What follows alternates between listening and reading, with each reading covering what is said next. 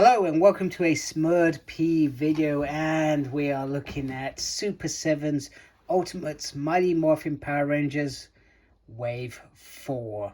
Now Wave 4 is probably going to be the biggest disappointment because we have only one figure. Now I'm not sure whether it was clarified, but basically there were not enough pre-orders to meet what they considered their requirements to releasing these figures. Only everybody seemed to be interested in a White Ranger. Now I put that down to a very poor first wave that was disastrous. Lots of QC issues, lots of problems. You could tell why they've cut costs, because they've also dropped not only that outside box that started with season 1, with wave 1, but you've also lost the cover that would have had the dragon coin on. So, which is a shame, but hey, look, it is what it is. I feel like there have been improvements, some great improvements, and some great leaps and bounds. So they have come along. And there is the White Ranger there, and you can read that if you want. But if you've bought this figure or are going to buy this figure, you already know who the White Ranger is. So without ado, let's get this figure outside of his box. Okay, firstly out of the packaging, here he is next to the first Lightning Collection figure in Wave 1, which was obviously the Dragon Sword. So you can instantly see a difference in size, different in the apps that have been used to paint this figure, etc. And obviously articulation is going to be the other thing that is shown with this. So I'm not going to spend too much time comparing them, because I feel like they are designed for different things. With this, I always feel like these are based for, you know, almost like mini statues that you pose on your shelf, and it's not about articulation and specific poses. Don't get me wrong, articulation is always very, very nice. One thing that I would say, with this being white, I feel like you could easily damage this. I feel like this is going to be one of those figures that you will see a difference if you chip anything on there. So yeah, so it looks really good in terms of first impressions. Mine came out of the box with the arm disconnected. I'm sorry, I may sneeze. I feel it coming, I'm sorry. So the head can go all the way around very, very nicely. You can look up and down a little bit. In terms of the arm, you are never going to get that 360 round there, you know, but you can. It is capable of that if you decide you want to force that, or if you want to try and take this off. I'm not going to bother. You've got a swivel there. You've got a single on the arm. The restrictions on here is quite evident. So you can lift the hand up and down. It's got a motion all the way around. Nice and easy. There is movement on the waist. And you do have an ab crunchy. There's swivel on the upper thigh there. And you can do a little bit of splits. But once again, I would recommend caution, because all it will take to chip this is something really easy. Single leg's got a single fix in there. It's got a swivel on the leg a little bit. It's not really clear if that's a swivel. I feel like there's a swivel there. It's got a lefty and a righty, and an upsy and a downsy. And you can see from my finger where bits are coming off as I am doing that articulation, which is really, really disappointing. So once again, do be careful with that as you go around. I'm not even sure where it's come from. I'm worried that I've taken off a big chunk, because look at that. You know, it's quite a bit on my hand. So yeah, so easily done, I feel. Right, next up is the beautiful Saba in the oyster, which we are going to carefully take out. And that looks grand. Just look at that. It looks really beautiful. Some really nice detail on there. Let's see if we can get that to pose. Look at that. Gorgeous. Absolutely gorgeous. Now, the great thing for the Saba is he does have two heads. One with the laser beams, which I will show in a minute.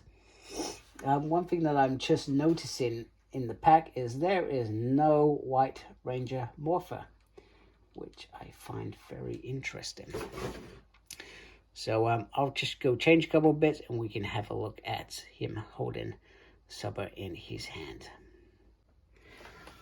Okay, so in terms of extras, the White Ranger comes with all these multiple balls with Sigmas, which has never been done before. I've got to admit, that's pretty darn cool, because these are used when he uses it to fire the dragon Zord blaster through the chest piece, if I remember correctly, and he uses these pieces to do that. I'm not sure why you need to do that, but hey, you know, it was a different time as well. You got the sword, which I will put him holding.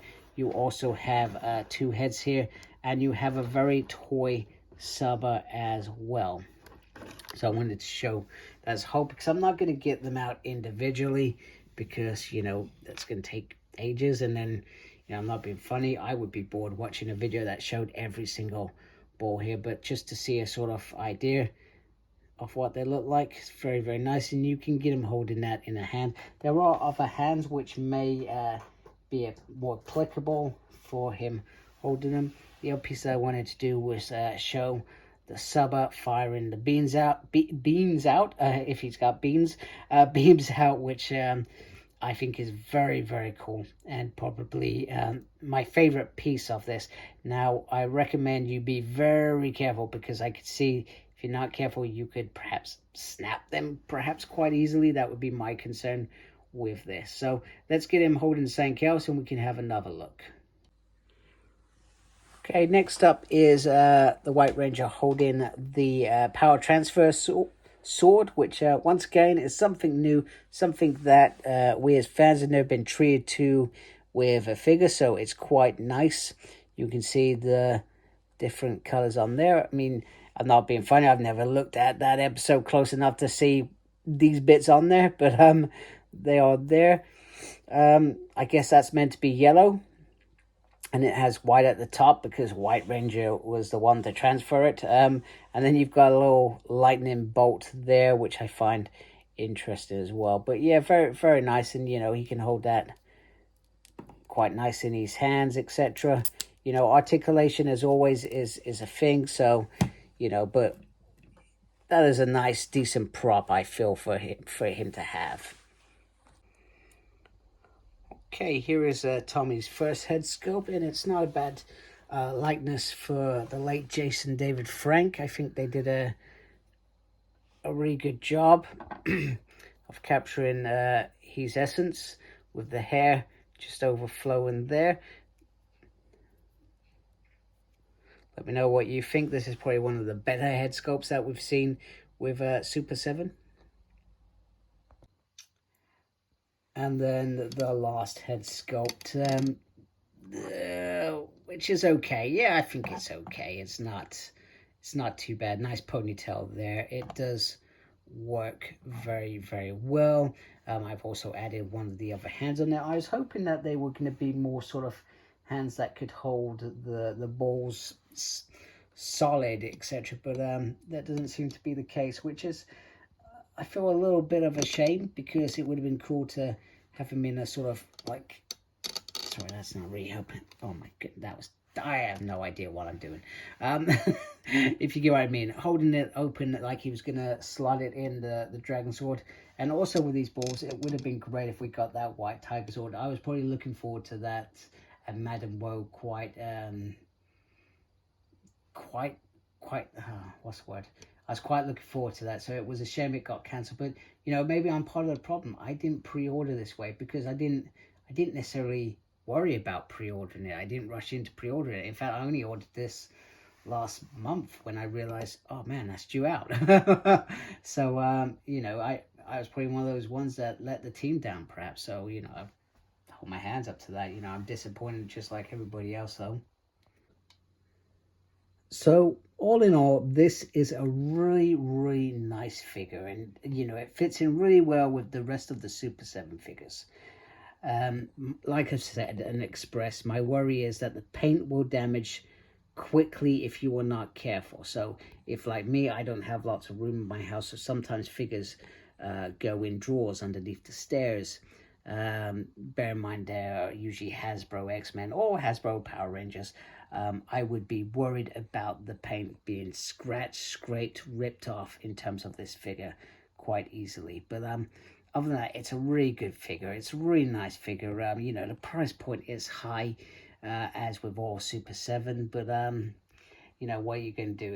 If you like these, then you're going to get it. If you don't, it's like Marmite, I guess. You like it, or you don't like it. I like Marmite sometimes. Sometimes I don't like Marmite.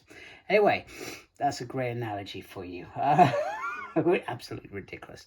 Bonkers, no idea what's going on here. Anyway, if you like my video, please support my channel by subscribing if I'm not scared you off.